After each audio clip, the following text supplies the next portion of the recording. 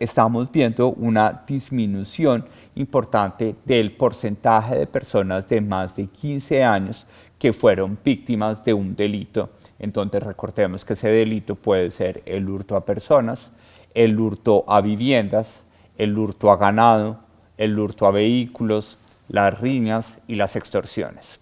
Lo que vemos es que en 2018 el 15.5% de las personas de más de 15 años en todo el territorio nacional fue víctima de esos delitos, mientras que en 2019 solo el 10% de la población de más de 15 años fue víctima de esos delitos. Estamos viendo que de forma importante estamos encontrando una estabilidad en los sesgos o los elementos de género que caracterizan las diferencias de victimización entre hombres y mujeres. Asimismo, nosotros debemos resaltar que si bien hubo una disminución estadísticamente significativa en la tasa de victimización, eso no sucede en la zona rural para los casos de hurto a personas y para el caso de extorsión o intento de extorsión. Encontramos que solamente en Cali y Medellín permanece estable la tasa de victimización. En el resto de 11 ciudades vemos una disminución significativa desde la perspectiva estadística de la tasa de victimización, y la ciudad que más redujo el porcentaje de personas de más de 15 años víctima de delitos entre 2018 y 2019 fue Bogotá, en donde la tasa de victimización pasó del 26.6% al 15.6%, es decir, una reducción de 11 puntos porcentuales entre 2018 y 2019. Tenemos una estabilidad entre 2018 y 2019 de la tasa de no denuncia, o conocida técnicamente como cifra oculta de delitos, alrededor del 70%.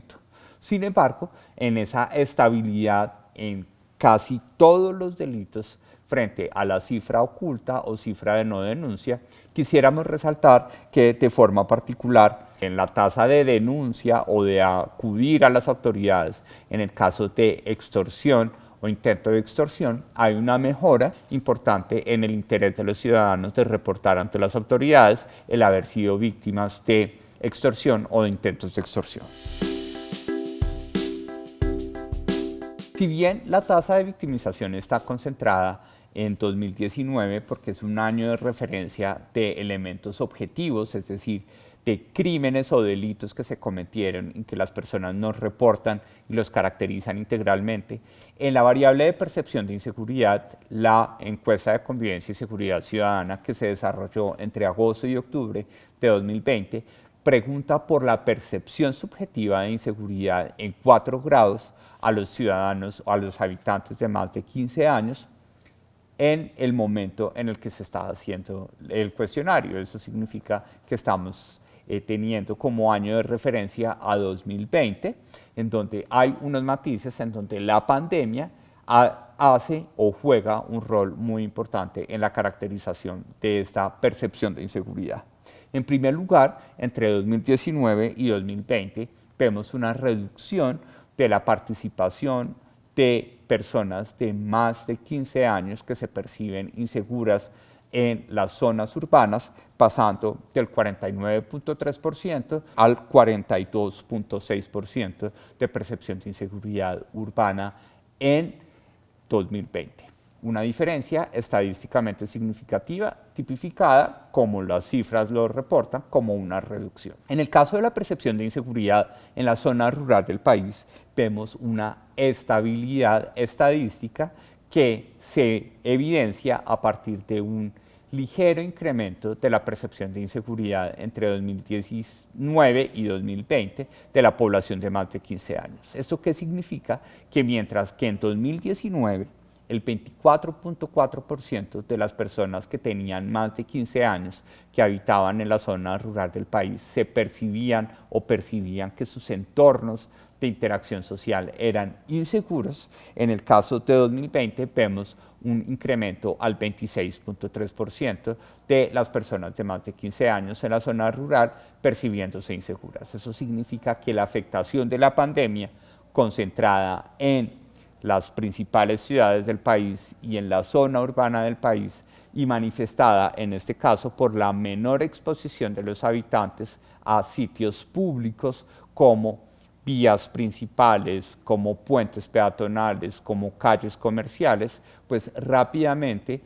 inhibe la posibilidad de exponernos a ser sujetos de delitos y por consiguiente esta mejora en la percepción de inseguridad que estamos viendo en la zona urbana del país. Como conclusión, esa intensidad de la disminución de la percepción de inseguridad en la zona urbana del país lleva a que en el total nacional tengamos una disminución estadísticamente significativa de la percepción de inseguridad entre 2019 y 2020, pasando esta del 43.7% en 2019 al 39% de las personas de más de 15 años en todo el país percibiéndose inseguras en el año 2020.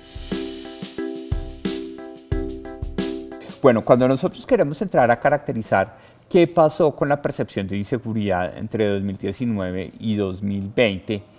entre las 13 principales ciudades y también qué pasó en 2020 comparativamente entre las 13 principales ciudades, podemos hacer las siguientes afirmaciones, empezando del último caso al primero. Cuando en 2020 queremos establecer cuál es la ciudad que tuvo una menor percepción de inseguridad en la ciudad, nosotros encontramos que Manizales es la ciudad que tiene menor percepción de inseguridad frente a la ciudad, tanto para hombres como para mujeres.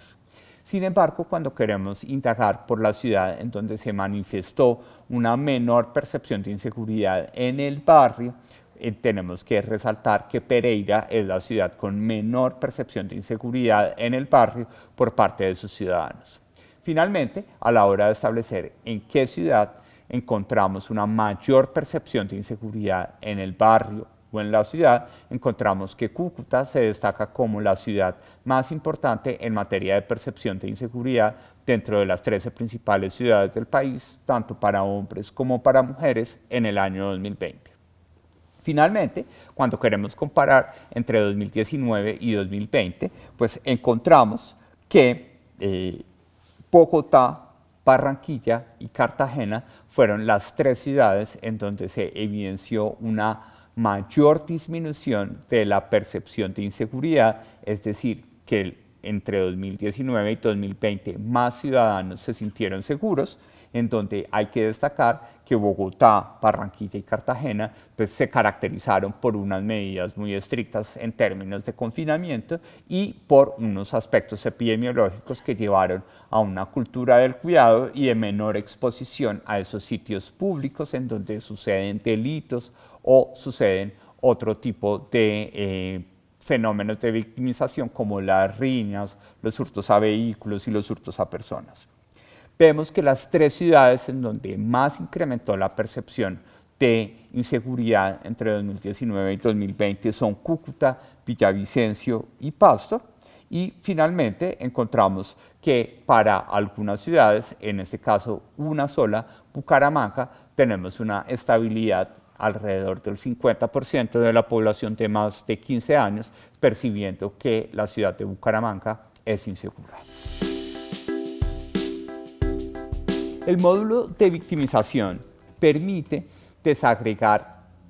no solo las personas que son víctimas de esos delitos, es decir, si estamos hablando de hombres o mujeres, de jóvenes o de personas mayores, sino que permiten tipificar o caracterizar el delito en sí mismo. A título de ejemplo, entre 2018 y 2019 permaneció prácticamente estable el perfil de objetos que fueron sustraídos o hurtados en el caso del hurto a personas. ¿Qué significa esto? Que aproximadamente en 3/4 partes de los delitos o de los hurtos a personas se nos están llevando el teléfono móvil y en el 41% de ellos no tienen que sumar 100 porque nos pueden robar ambas cosas. estamos viendo una sustracción de la billetera o los documentos personales o las tarjetas de crédito. También podemos ver en el caso del hurto a vehículos que el uso y la expansión del uso de la bicicleta como medio de transporte urbano pues está llevando rápidamente a que tengamos un incremento en casi 10 puntos porcentuales de prevalencia en el hurto a vehículos en bicicletas, pasando desde el 27% en 2018 al 37% en 2019. Como estos, se pueden hacer una gran cantidad de análisis que no solo están dispuestos en la presentación de la rueda de prensa del día de hoy, sino en los anexos de esta publicación. Es el resultado del compromiso que tiene Colombia en el marco de su acceso a la OECD de establecer modelos de justicia que reconozcan las necesidades de los habitantes de más de 18 años en el país con un énfasis local. Por eso, en convenio con el Ministerio de Justicia y con el apoyo del Departamento Nacional de Planeación, desde 2016 Colombia viene evaluando la posibilidad de incorporar un módulo de necesidades jurídicas en sus operaciones estadísticas. Entre 2018 y 2019, el 17.1% de las personas de más de 18 años han presentado problemas, desacuerdos, conflictos o disputas que automáticamente se tipifican como una necesidad jurídica frente a la justicia colombiana. Cuando queremos caracterizar ese 17.1% de problemas que se vuelven necesidades jurídicas, el 10.5% de ellas están asociados con afectaciones, daños o perjuicios asociados con delitos. Es decir, que si bien tenemos una cifra oculta en materia de la victimización y de delitos que vemos a través de ese 70% de las personas que dicen que a pesar de haber sido víctimas de un delito no lo denuncian. En segundo lugar, tenemos que el 2.6% de las necesidades jurídicas del país se tipifican por problemas, afectaciones o daños asociados con los servicios de salud, pensión y de riesgos laborales, que en su totalidad, habiendo una intervención o no, en donde resulta preocupante que para el 42.1% de los problemas que generaron necesidades jurídicas en el país o que potencialmente las generaban, los ciudadanos tomaron la decisión de no hacer nada. A pesar de esa inercia, estamos viendo que de todos los problemas jurídicos que sucedieron entre 2018 y 2019, solo la cuarta parte fueron solucionados y específicamente el 76% restante todavía no han sido solucionados. Eso significa que con este módulo de necesidades jurídicas, el DANE va a permitir que la información que recopilamos a través de esta encuesta se convierta en evidencia para lograr que un mayor porcentaje de problemas o conflictos que enfrentan los ciudadanos del país sean resueltos efectivamente por un modelo de justicia pertinente y con énfasis local. En esta ronda, que inicia en abril en 2021, vamos a incorporar nuevas preguntas compatibles o consistentes con los cambios de comportamiento que generó la pandemia. En la medida en que la mayoría de la población, niños, jóvenes y adultos, estuvo más expuesto a plataformas virtuales, bien sea por el trabajo remoto o la educación virtual o la ausencia de fuentes alternativas de esparcimiento, vamos a incorporar con el apoyo del Banco Interamericano de Desarrollo un módulo de ciberdelito para poder perfilar con un enfoque diferencial e interseccional la ocurrencia de este tipo de perjuicios asociados con nuestra interacción en el mundo web. Adicionalmente, como la pandemia generó confinamientos que pueden promover una mayor conflictividad, no solo verbal, sino también física al interior de los hogares, estamos incorporando nuevas preguntas que nos permiten tipificar perjuicios asociados con acoso sexual o agresiones físicas que se pudieron presentar en el marco de la pandemia. Por eso, esta operación que saldrá al aire, tocando las puertas de los hogares del país el próximo mes de abril se vuelve fundamental y aprovechamos este espacio también para hacer un llamado a la conciencia y a la confianza para que nos abran las puertas y podamos informar mejor al país.